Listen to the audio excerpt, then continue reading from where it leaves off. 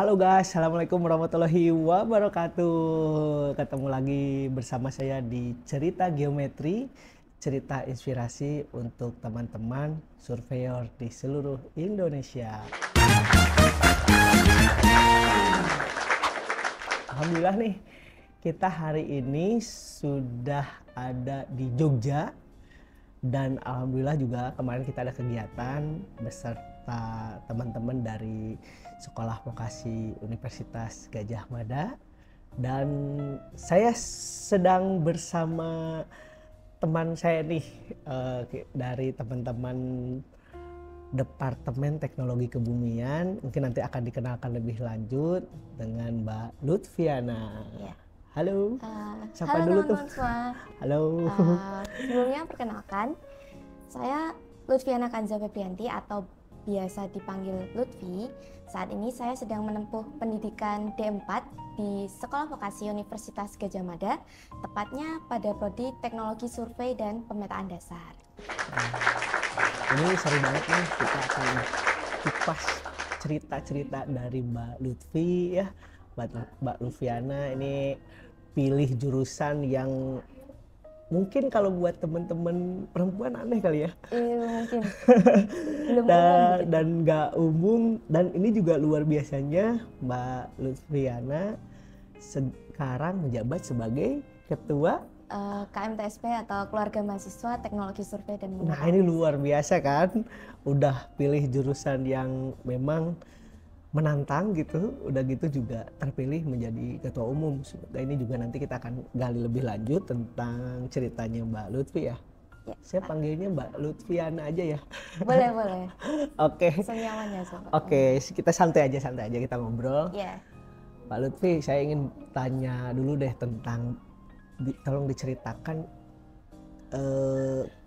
sebetulnya sebelum pilih jurusan geodesi ya di sini, Sekolah Survei Pemetaan kali ya, Survei Pemetaan di Departemen Teknologi Kebumian. Betul. Itu emang apakah ini pilihan pertama dulu? Oke. Ini langsung saja, langsung saja. Ini ya. Kok bisa-bisanya gitu loh nyemplung ke sini tuh gimana gitu? Oke, tapi sebelumnya fun fact ya Pak, Iya, ini nggak apa-apa. memang pilihan pertama saya. Oh gitu ya? Iya, di SNBT SBT atau langsung pilihan pertama ya? Iya, UTBK itu saya pilihan pertama di sini. Sebelumnya memang apa ya, dari kelas 12 kan sudah mulai mencari-cari begitu mau melanjutkan di bidang apa. Terus mengulik beberapa website begitu, kok saya cukup tertarik dengan bidang-bidang kebumian. Emang gitu. jurusannya apa, Bu? Saya Dulu SMA atau SMK? Saya dulu SMA. SMA malah ya? Betul. IPA tapi ya? IPA tapi masih ya? betul. Karena berani-beraninya kalau bukan IPA ke teknik gitu ya biasanya agak Iya, berat. biasanya agak berat. Tapi kok info dari mana ada pilihan ini gitu misalnya? Atau Mbak nyari-cari sendiri gitu? Oh, saya kebetulan nyari-nyari sendiri sih, Pak. Jadi memang awalnya mau ke bidang yang geodesi begitu. Lalu melihat di Universitas Gadjah Mada ini ada S1 geodesi dan ada juga yang D4 begitu, Teknologi Survei dan Pemetaan. Nah, saya sebetulnya sejak sekolah mungkin tidak terlalu menyukai apa ya, kegiatan yang berbau praktik itu sebenarnya saya nggak terlalu suka. Tapi justru karena hal tersebut saya mencoba keluar dari zona nyaman begitu untuk memilih D4 yang lebih banyak porsi praktiknya. Tapi saya ingin lebih dalam lagi, kenapa geodesi gitu loh Mbak? Jarang soalnya kan, orang paling umumnya geografi misalnya, atau geologi misalnya kan umum gitu. Iya. Kok pilihnya geodesi, itu inspirasinya dari mana Mbak? Saya kebetulan suka ini sih, matematikanya begitu. Matematika? Iya, jadi kalau geografi atau sejenisnya kan tidak terlalu membahas teknikal perhitungan dan seterusnya.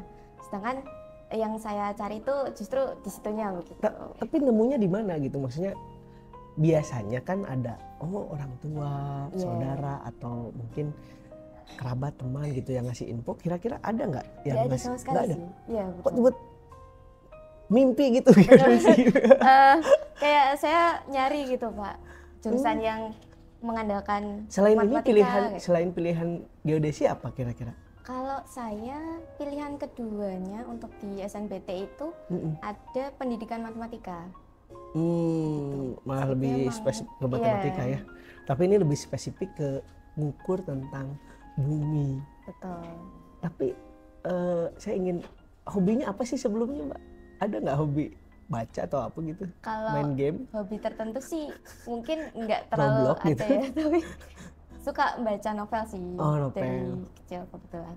Tapi Mbaknya pecinta alam bukan? Suka naik gunung apa gitu? Kebetulan belum pernah. Terus ketika kesini, Iya. tiba-tiba banyak lapangan gitu gimana Mbak? Awalnya juga sebenarnya sudah ketahuan sih dari sebelum masuk. Dari Kan sebelum saya sudah tahu gitu konsekuensinya kalau diploma kan mungkin banyak Makan praktiknya praktek, gitu. turun ke lapangan. Cuman ya adalah sedikit merasa capek gitu di awal. Tapi lama kelamaan malah justru serunya tuh di situ. Malah seru ya? Gitu, iya. Karena Ya kadang memang kalau belum dicoba ya nggak tahu ya. betul Pak. Ketika kita menantang diri, dulu juga saya ketika milih jurusan tuh ngerasa karena dapatnya pilihan kedua, saya ngerasanya ada kecewa gitu. Tapi ternyata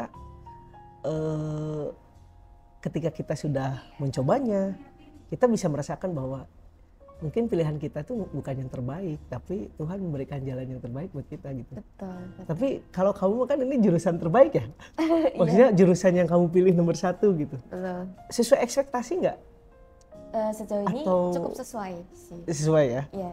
Ya lancar-lancar lah. Lumayan Sekarang semester lancar-lancar. berapa nih sekarang? Meskipun sekarang semester 5 dan udah cukup melewati mata kuliah yang cukup ini Menantang. Tapi alhamdulillahnya. Tapi kalau kamu masih juga aktif di ini Mbak, di apa namanya, di himpunan, terus jadi ketua, itu saya rasa akademik itu lewat lah, gampang lah gitu. Enggak? Insya Allah ya Pak. Saya juga nggak mau sombong atau gimana, tapi Bisa ya, lah ya. bisa kalau lah. memang. Semoga. Terus kenapa teman-teman milih kamu buat jadi ketua? Kan itu pasti dipilih kan? Ada proses voting Iya. atau kampanye dulu gitu? Sebetulnya saat di tahun saya itu memang saya ditawarin untuk menjadi salah satu kandidat. Dan Ada saya berapa rasa kandidat waktu itu? awalnya sebetulnya ada 2 kandidat, namun akhirnya tinggal saya begitu. Oh, berarti Emang- kandidat satunya mengundurkan diri? Iya, Atau memang tidak maju? mengundurkan diri karena ada suatu hal gitu. Saya juga kurang tahu tepatnya. Tapi saat itu ya saya rasa kesempatan yang baik begitu untuk mengembangkan diri. Wah, luar biasa loh. Ini perempuan merantau ya. Tadi saya juga ngobrol dikit-dikit. Mbaknya asli Semarang. Ya, 2-3 jam lah kali ya ke sini. sekitar 3 jam. 3 jam kan ke Jogja ya. Dan sekarang menjabat jadi ketua umum. Kalau Anggotanya berapa, Mbak? saya boleh cerita, itu anggotanya sekitar 60-an. 60 ya? Iya. Gimana nih rasanya gitu setelah menjabat? Keganggu nggak urusan kampus apa kuliah gitu? Sebetulnya alhamdulillah tidak terlalu mengganggu sih. Mungkin lebih ke beban pikiran aja begitu Pak, karena kayak mungkin terasa gitu ada tanggung jawab.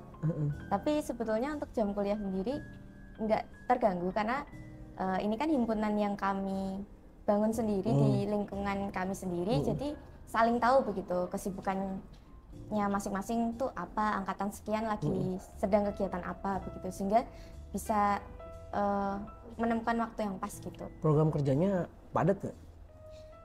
Tidak terlalu sih Pak, mungkin ada sekitar berapa ya? 10? Umumnya Setahun? per departemen itu ada sekitar 5 program kerja. 5? Departemennya berapa? Departemennya ada 7. Wah, 30 lebih loh itu. Iya, betul. 1 tahun, luar biasa ya. 12 berarti per bulan rata-rata 3 lah. Iya, mungkin Dan sekitar rata-rata. ya karena saya ngalamin juga, saya ketua umum juga dulu di kampus saya gitu. Dan wah luar biasa sih. Kalau Pak Pressure Yusman banget. sendiri, Oke, nggak apa-apa kita ngobrol aja. Iya, pengen tahu nih soal latar belakang Bapak mendirikan PT Geometri Indonesia. Itu ceritanya itu gimana panjang itu? gitu. Ya mungkin Tapi nggak apa-apa disingkat aja. kita ngobrol ya. Mungkin kalau teman-teman saya yang tahu juga, zaman dulu saya juga kuliah bidangnya bukan geodesi, saya malah ekonomi perpajakan. Lalu kemudian saya dapat kerja ditempatkan di Samarinda, Kalimantan Timur. Saya masuk di dunia industri survei pemetaan dan fokusnya sih ke penjualan alat-alat ya. Di Samarinda saya juga di sana kurang lebih 6 sampai 7 tahun lah. 2012 sampai 2019 akhir, lalu kemudian berdirilah Geometri 2020. Sekitar 2020, tapi kondisinya memang sempat Covid dulu ya. Oh iya, 2020 itu benar-benar lagi panas banget lah Covidnya itu, sampai kita harus slow down banget, malah nggak aktivitas. Artinya walaupun setahun itu mungkin saya lihatnya Allah tuh ngasih waktu buat saya untuk berpikir lebih mendalam lagi, mempersiapkan geometri, dan 2021 kita running. Latar belakangnya sih ya karena saya pernah di bidang kerja sebagai sales marketing di salah satu perusahaan distributor alat survei, dan mungkin alhamdulillah penjualan saya juga lancar gitu. Relasi saya terbentuk di situ. Dari distributor kita kenal dengan teman-teman dari principal brand gitu ya. Jadi ketika saya ingin berbisnis, dapat peluang yang mana kenalan-kenalan lama itu support gitu.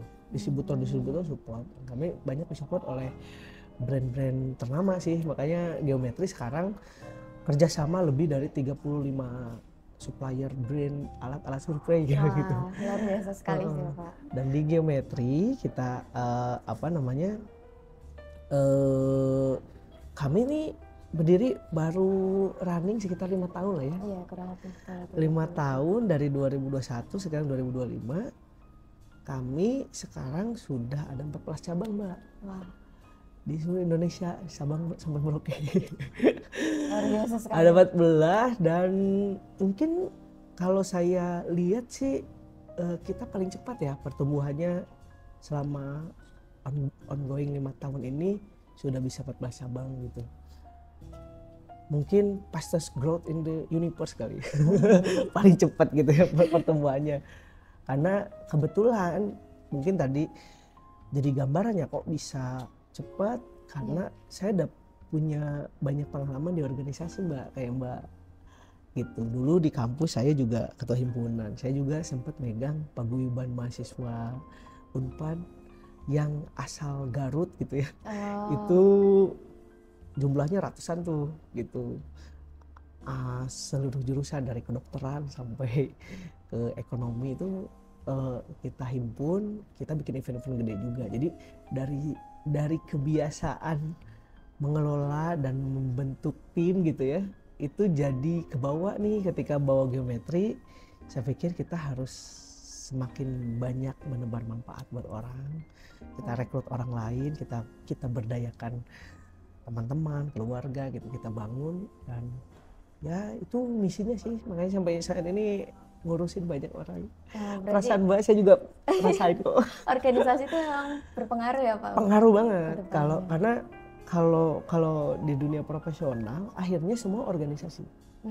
Baik itu organisasi pemerintahan misalnya ataupun dunia industri swasta, perusahaan apapun akhirnya organisasi. Kalau menurut Pak Yusman nih, perusahaan itu bisa dipandang sebagai organisasi nggak sih? Ya iyalah, pasti kan organisasi itu kan 2 orang atau lebih yang bersama-sama membangun untuk mengejar visi yang sama, sebetulnya kan tujuan yang sama. Itu sederhananya begitu. Jangankan perusahaan, keluarga juga organisasi kok. Saya menikah misalnya dengan istri saya, itu kita harus membangun visi yang sama. Betul. Lalu kita bersama-sama berjuang merealisasikan itu. Kebanyakan di perusahaan itu tidak menerapkan basic itu. Kenapa gagal? kadang tim paling bawah itu tidak memahami frekuensi visi pemimpinnya.